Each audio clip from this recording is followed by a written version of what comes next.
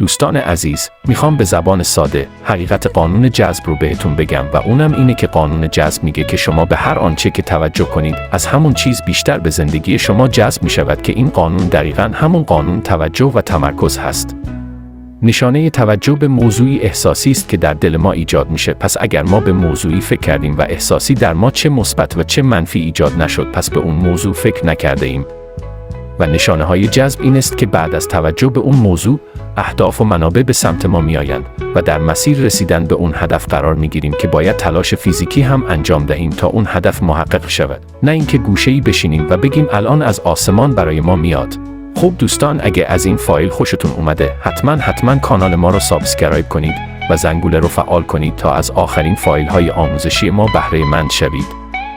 و لطفاً تا حد توان لینک کانال را برای عزیزانتان و دوستانتان بفرستید تا عضو شوند.